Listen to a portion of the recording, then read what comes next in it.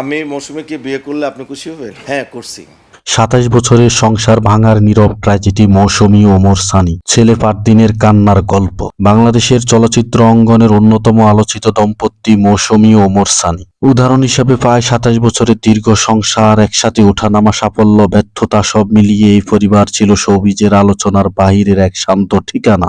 কিন্তু সময়ের সঙ্গে সঙ্গে সেই চেনা ছবিটা বদলাতে শুরু করে।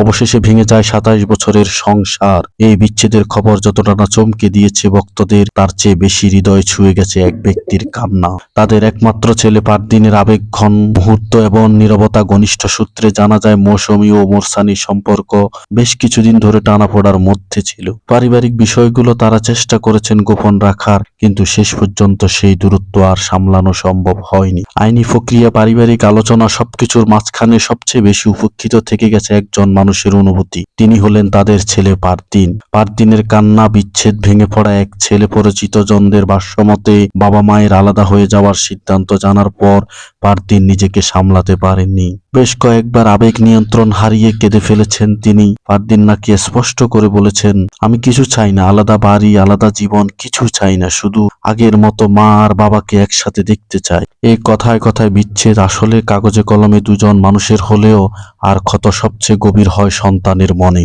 মৌসুমীর অসহায়ত্ব, বারবার শক্তি, মানসিকতা, নারী হিসাবে পরিচিত। পদ্মায় যেমন দূর চরিত্রে অভিনয় করেছেন, বাস্তব জীবনেও তেমন নিজেকে আঁকলে রেখেছে। কিন্তু সন্তানের চোখের জল তার জন্য সবচেয়ে বড় দুর্বলতা হয়ে দাঁড়িয়েছে। ফারদিনের কান্না দেখে বহুবার ভেঙে পড়েছে মৌসুমী নিজেও। একদিন নিজের সিদ্ধান্ত, অন্যদিকে সন্তানের মানসিক যন্ত্রণা, এই দুইয়ের মাঝে দাঁড়িয়ে তিনি আজ দিশেহারা।